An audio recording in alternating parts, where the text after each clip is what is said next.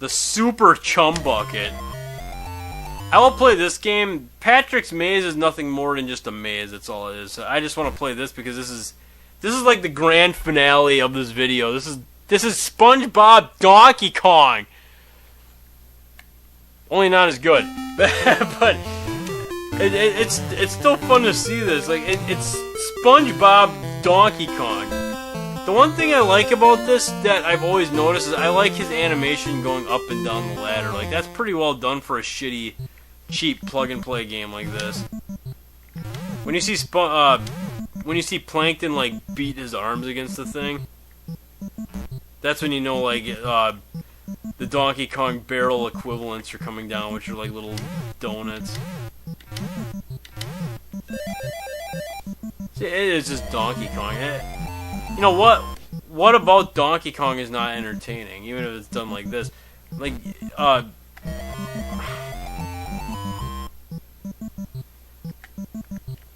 mean, it's SpongeBob fucking Donkey Kong.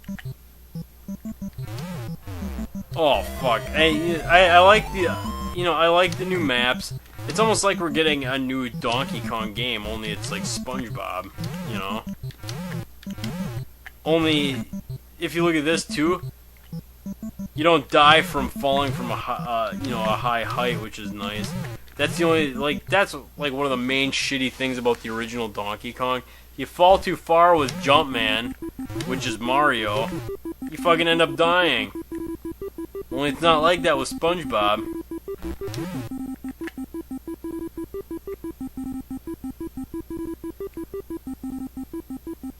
It's like electric and shit. Okay. See, all you gotta do is get to Plankton and you're good. I think Plankton is the only voice I can't do on SpongeBob. Mr. Krabs, too, I have a problem with. But yeah, if any of you that know me, I love doing character voices for cartoons. I'm not good at like every single voice, but it's something I've practiced since I was a kid, and I've gotten a lot of praise for my SpongeBob voice as well as my Ren and Stimpy voices that I can, kind of pull out of my ass. And I love it that. See, I never thought I was that good at any of that stuff, and the only reason I started doing voices in the first place was because so many people were like, you are really good at that. I would have never guessed you would be that good at something like that. So I started doing voices for my own videos and stuff, for stuff I'd animate. But it was another one of those things where I never considered it a talent because I didn't think I was that good at it. Because my voice, honestly, listening to my voice, I don't like my voice at all. Even I've got enough courage to make videos for you all to watch, and I do these on a weekly basis. But I've been uncomfortable with my voice since I was a kid. I've always hated my fucking voice. I think it sounds like shit. I would always try to mimic cartoon voices from cartoons I loved as a kid. But I never thought I was any good at any of it until people started hearing how I sounded when I did these characters. And I found out I was decent at doing SpongeBob when I was watching SpongeBob with my kid one day, and he started laughing and he goes, Daddy, I can't tell if that's you or the TV because I do a mean SpongeBob. Which is funny because my voice doesn't sound anything like that. Chunk the Turd on some of my videos. I do his voice too, and my friend Sean loves that voice.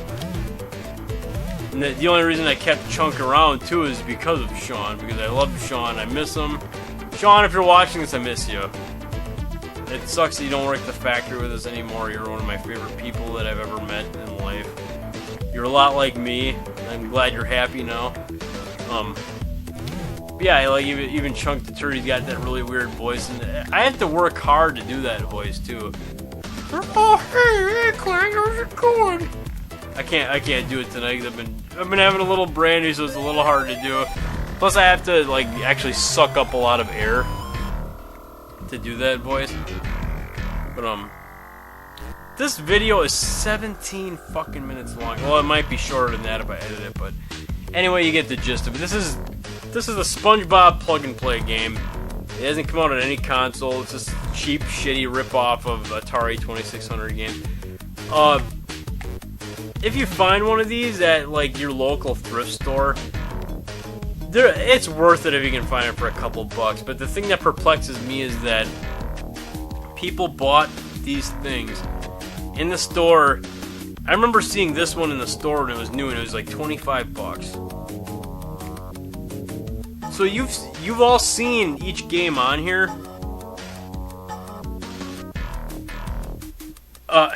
This cannot be worth 25 bucks. Because I'll tell you what's going to happen with these. The Atari 2600 is worth the $40 you'll pay for the console. You can get them for around 40 bucks. And here's why it's worth that much, because it's an antiquity already. Most of them still work. You can mod them to work with newer televisions. You can buy endless amounts of cartridges to play in the fucking system. You'll never run short of Atari 2600 games. You'll keep finding new ones. Even for the NES, there's over 800 games in the fucking library, and now with advances in technology, there's people making new NES games. There's people making new Atari 2600 games that they're programming the fucking cartridges. You're never going to run short of a game that you might not have played for any of those old cartridges.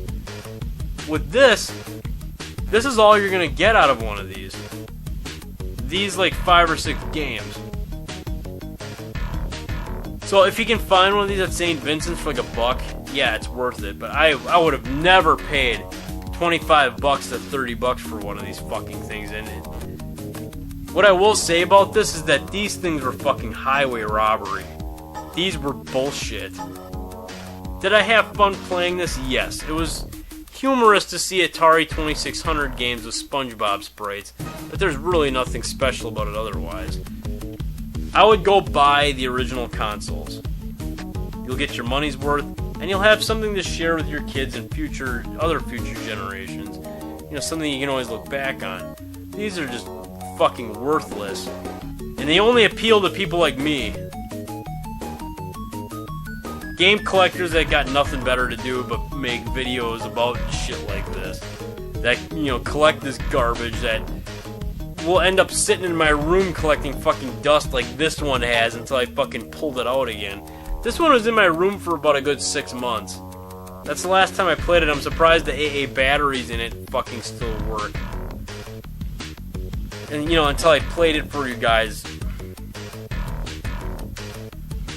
Anyway, hope you guys enjoyed this little video of the SpongeBob Atari clone thing.